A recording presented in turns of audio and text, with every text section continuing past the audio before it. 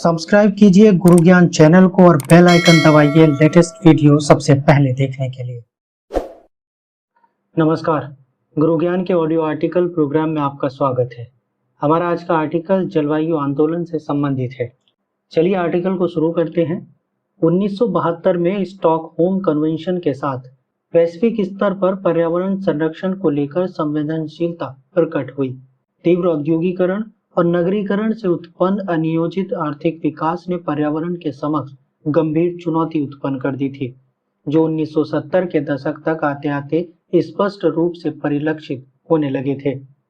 अनेक जीवों के प्राकृतिक आवास जैसे वन क्षेत्र और आर्द्र भूमियां नष्ट होने के कारण उन पर विलुप्त होने का खतरा मंडराने लगा था। वनों की अंधाधुंध कटाई के साथ ही घास के मैदानों को कृषि क्षेत्र में परिवर्तित किए जाने से जैव विविधता का ह्रास हुआ है। जल प्रदूषण, वायु प्रदूषण, मृदा निम्नीकरण, अम्ल वर्षा जैसी चुनौतियां उत्पन्न होने लगी। 1972 स्टॉकहोम कन्वेंशन के दौरान पर्यावरण संरक्षण संबंधी जागरूकता फैलाने के लिए संयुक्त राष्ट्र पर्यावरण कार्यक्रम यानी UNEP की स्थापना के साथ ही 5 जून को अंतर्राष्ट्रीय पर्यावरण दिवस मनाने का निर्णय लिया गया। 1987 में प्रकाशित वेटलैंड आयोग द्वारा प्रकाशित रिपोर्ट, जिसकी थीम हमारा साझा भविष्य थी, पर्यावरण जागरूकता के संदर्भ में महत्वपूर्ण प्रस्थान बिंदु साबित हुई। साल 1988 में संयुक्त राष्ट्र पर्यावरण कार्यक्रम और विश्व मौसम संगठन द्वारा जलवायु परिवर्तन पर अंतर सरकारी पैनल यानी IPCC का गठन किया गया, जो जलवायु परिवर्तन से संबंधित विज्ञान का आकलन करने वाली अंतर्राष्ट्रीय संस्था है। 1992 में स्टॉकहोम कन्वेंशन के 20 वर्ष पूरे होने पर रियो में आयोजित रियो अर्थ समिट पर्यावरण जागरूकता के संदर्भ में सबसे प्रभावी वैश्विक पहल साबित हुई। इसमें पर्यावरण संबंधी 3 महत्वपूर्ण समझौते पारित किए गए थे, जिसमें पहला था संयुक्त राष्ट्र जलवायु परिवर्तन फ्रेमवर्क सम्मेलन यानी UNFCC, दूसरा संयुक्त राष्ट्र जैव विविधता सम्मेलन UNCBD, तीसरा संयुक्त राष्ट्र मरुस्थलीकरण रोकथाम सम्मेलन UNCCD। 197 देशों के द्वारा इस समझौते को स्वीकृति प्रदान की गई है। 1995 से प्रतिवर्ष UNFCC की वार्षिक बैठक आयोजित की जाती है, जिसमें पर्यावरण एवं जलवायु के मुद्दे पर व्यापक चर्चा और कार्य योजना पर विस्तार से चर्चा होती है। आइए एक नजर डालते हैं क्योटो प्रोटोकॉल पर। 1997 में आयोजित जापान के क्योटो में COP3 के अंतर्गत क्योटो प्रोटोकॉल को अपनाया गया, जो जलवायु परिवर्तन को नियंत्रित करने के लिए ग्रीन हाउस गैसों के उत्सर्जन में कटौती से संबंधित था।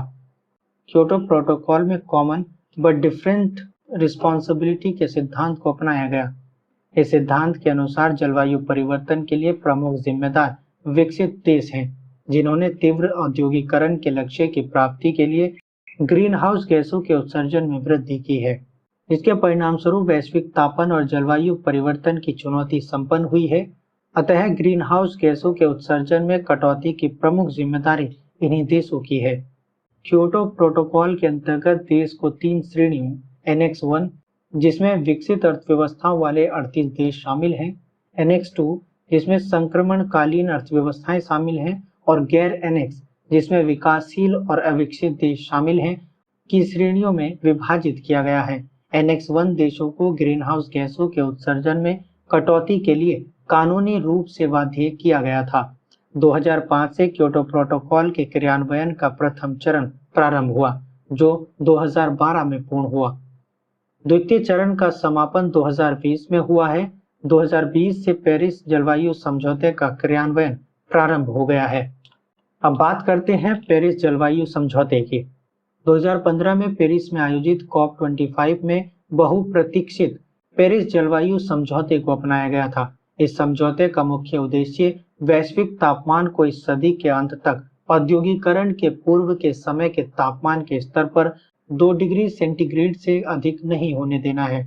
यह समझौता मानवीय गतिविधियों के द्वारा उत्सर्जित ग्रीन हाउस गैसों की मात्रा को सीमित करने पर आधारित है।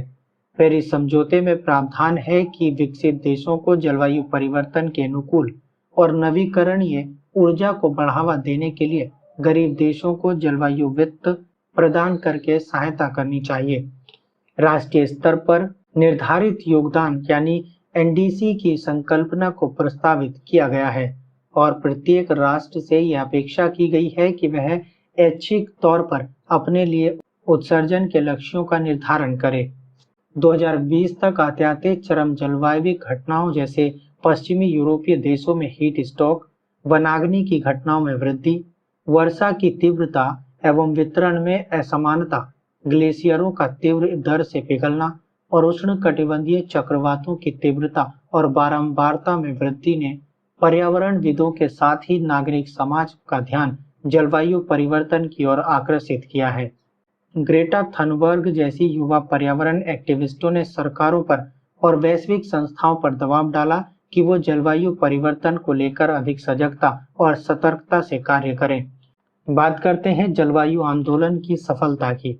साल 1985 में ओजोन परत संरक्षण को लेकर वियना कन्वेंशन हुई, जिसमें ओजोन संरक्षण से संबंधित अनुसंधान पर अंतर सरकारी सहयोग, ओजोन परत का निरीक्षण, क्लोरोफ्लोरोकार्बन गैसों की निगरानी और सूचनाओं के आदान प्रदान जैसे मुद्दों पर गंभीरता से चर्चा की गई। 1987 में ओजोन परत के संरक्षण के लिए मॉन्ट्रियल प्रोटोकॉल को अपनाया गया, जिसे विश्व का सबसे सफल प्रोटोकॉल माना जाता है। इस समझौते के तहत क्लोरोफ्लोरोकार्बन तथा हाइड्रोक्लोरोफ्लोरोकार्बन के उत्सर्जन को कम करने के लिए सीमा का निर्धारण किया गया। वर्ष 2016 में मॉन्ट्रियल प्रोटोकॉल में संशोधन करते हुए किंगाली समझौते को अपनाया गया, जिसमें हाइड्रोफ्लोरोकार्बन में चरणबद्ध कटौती करने का लक्ष्य रखा गया था। ओजोन छिद्र में संकुचन देखने को मिला है, जो ओजोन संरक्षण संबंधी प्रोटोकॉल की सफलता की ओर इशारा करता है। इस सफलता ने विश्व समुदाय में पर्यावरण संरक्षण के प्रति न सिर्फ जागरूकता पैदा की है, बल्कि वैश्विक सहमति और सहयोग बढ़ाने पर भी जोर दिया है। एक नजर देख लेते हैं जलवायु आंदोलन की असफलताओं पर। आईपीसीसी की रिपोर्ट के मुताबिक पेरिस समझौते में तय लक्ष्य पूर्व औद्योगिक काल के तापमान से 2 डिग्री सेंटीग्रेड से अधिक न होने देना को हासिल करना मुश्किल है। अनुमान के मुताबिक जिस दर से कार्बन उत्सर्जन किया जा रहा है, उसको देखते हुए तापमान में वृद्धि पूर्व औद्योगिक काल की तुलना में 3 से 4 डिग्री सेंटीग्रेड तक हो सकती है। जलवायु परिवर्तन को नियंत्रित करने की दिशा में सबसे बड़ी चुनौती है वैश्विक सहमति का न बन पाना। क्योटो प्रोटोकॉल का अमेरिका ने क्रियान्वयन नहीं किया और पेरिस समझौते से भी अमेरिका बाहर निकल गया। विकसित देश विकासशील देशों पर दबाव बनाते हैं कि वो जलवायु परिवर्तन संबंधी कार्य योजनाओं में महत्वपूर्ण भूमिका निभाएं, जबकि विकासशील देश विकसित देशों से प्रौद्योगिकी, वित्त और विशेषज्ञता को साझा करने की अपेक्षा करते हैं। अब देखते हैं भारत के प्रमुख पर्यावरण संरक्षण संबंधी सफल आंदोलनों को। भारत में प्राचीन काल यानी सिंधु घाटी सभ्यता के समय से ही पर्यावरण संरक्षण पर जोर दिया गया है।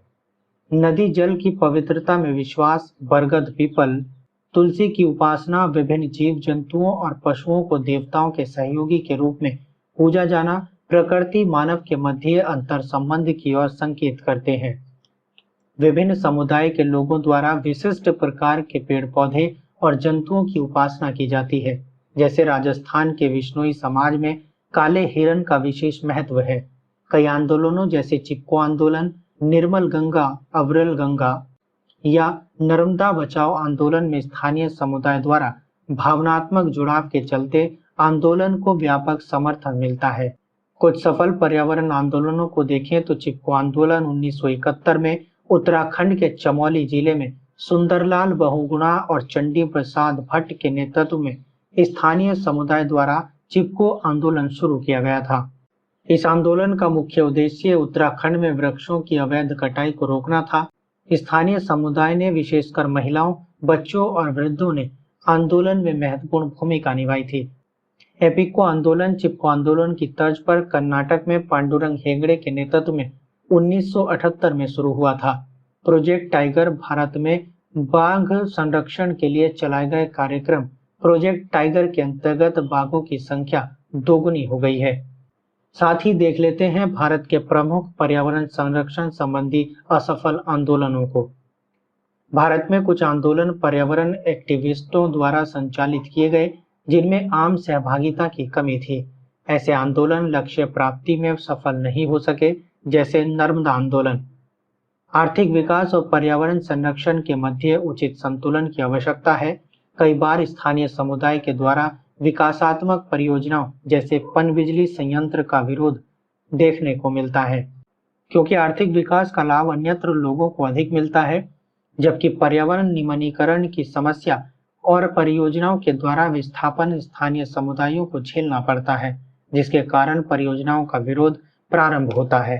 देखते हैं गैर लाभकारी संस्थाओं और नागरिक समाज की भूमिका को।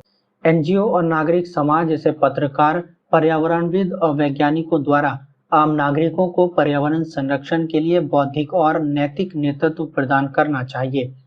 जिन आंदोलनों में नागरिक समाज और एनजीओ जुड़ जाते हैं, वहां स्थानीय समुदाय की भागीदारी में वृद्धि दर्ज की जाती है, जो किसी भी जन आंदोलन की सफलता के लिए महत्वपूर्ण कारक है।